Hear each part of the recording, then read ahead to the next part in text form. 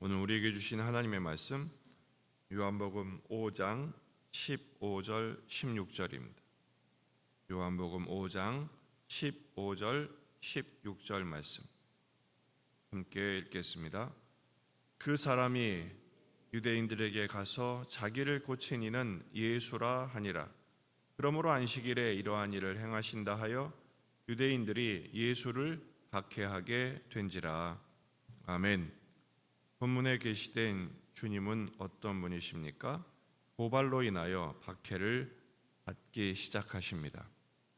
38년 된 병자를 고쳐주셨습니다. 요한복음의 세 번째 표적이죠. 근데 오히려 그 사람에게 주님이 고발을 당하십니다. 그로 인해서 제도적인 본격적인 박해가 시작이 되지요. 고발한 이 사람은 누굽니까?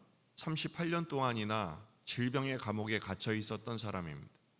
주님이 그를 자유롭게 하시죠. 그리고 당부까지 하십니다. 더 심한 병에 걸리지 않도록 죄를 범하지 말라고 말씀하셨습니다. 그렇다면 이 사람의 반응은, 마땅한 반응은 어떤 것이어야 할까요? 감사하고 주님을 따라야죠. 마가복음 10장에 나오는 맹인 바디메오가 그렇게 했습니다. 10장 52절 예수께서 이르시되 가라 내 믿음이 너를 구원하였으니라 하시니 그가 곧 보게 되어 예수를 길에서 따르니라. 자신을 자유케 하신 예수님을 믿고 그분께 감사하며 그분의 뒤를 따르는 것은 당연한 믿음의 반응입니다. 그런데 오늘 15절을 보면 그 사람이 유대인들에게 갑니다. 자기 발로 찾아가죠. 그리고 자기를 고치신 이는 예수님이신 것을 고발을 합니다. 물론 12절에서 내게 자리를 들고 가라고 한 사람이 누구냐? 유대인들이 신문을 하긴 했습니다. 따져 물었겠죠. 아니 아마 겁박을 했을지도 모릅니다. 왜냐하면 안식일에 치유를 하는 것은 옳지 않다, 범법이다 하는 정죄의 말들이 있었기 때문에 아마도 겁을 먹었을 것은 틀림이 없습니다. 하지만 그들의 겁박에 굴복하고 만 것이죠. 사마리아 여인은 어떻게 했습니까? 예수님이 메시아이신 것을 알고 동네에 가서 오히려 그가 메시아이신 것을 증거했습니다.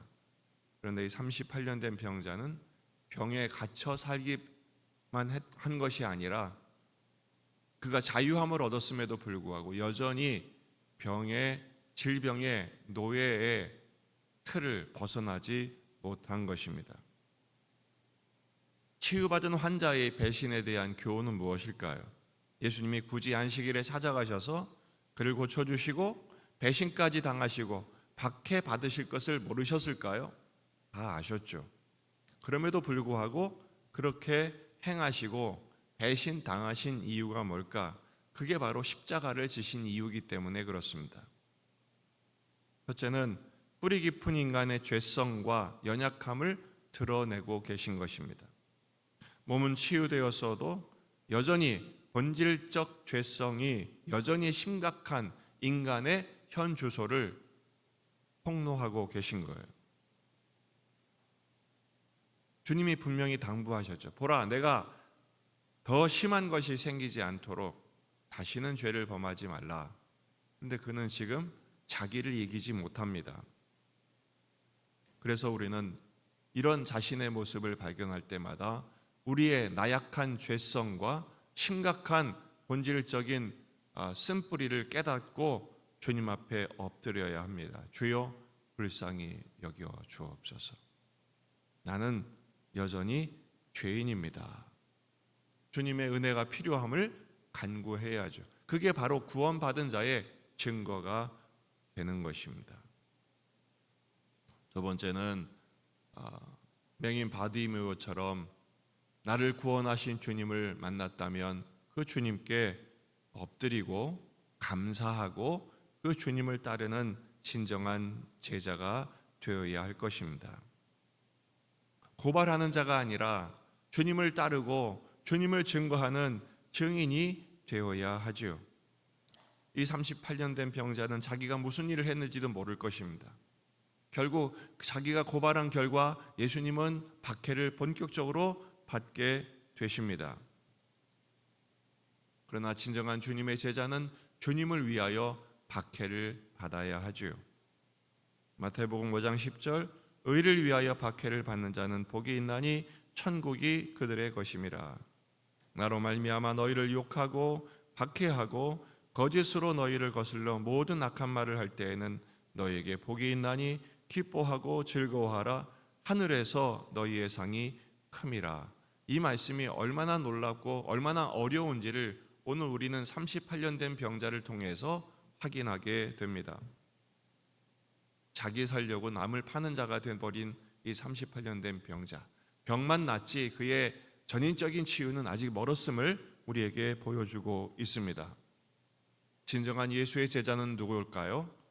예수님을 온전히 믿고 신뢰하며 따르는 자가 되어야 하죠. 아무리 위협이 있고 손해가 불보듯 뻔하고 오늘의 현실이 답이 없는 것처럼 답답하다 할지라도 우리를 구원하신 예수님을 끝까지 신뢰하는 믿음을 갖는 것, 그게 바로 우리가 싸워야 할 영적인 전쟁인 것입니다. 오히려 주님을 증거하기 위하여 나를 기꺼이 던질 수 있는 박해받기를 기뻐하는 예수님의 제자들이 되시기를 주의 이름으로 축원합니다. 우리는 믿음으로는 고백하는데 현실적인 손해와 현실적인 어려움 앞에서는 너무 쉽게 비굴하게 굴복하는 경우가 많습니다. 말씀대로 순종한다는 것이 그래서 참 어려운 것입니다. 그럼에도 불구하고 우리가 순종하고 믿고 따르는 것은 나의 구주이신 예수님을 끝까지 신뢰하기 때문입니다. 예수님은 우리를 위해 자신의 십자가에서 다 내주셨습니다. 진정한 사랑을 우리에게 실천해 보이신 것이죠.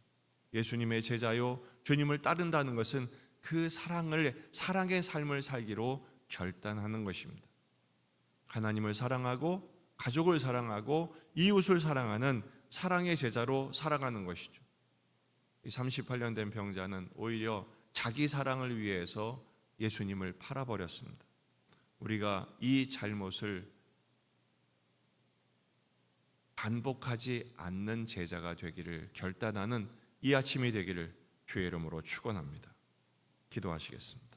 말씀을 붙들고 우리 자신과 가정과 교회와 지역의 복음화, 민족의 복음화, 세계 복음화를 위해서 환우들, 군인의 아들들, 수험생들, 취업 준비하는 청년들, 결혼과 출산을 위해 기도하는 가족들, 여러분 가져온 기도 제품을 가지고 간절히 기도하시다가 돌아가시겠습니다.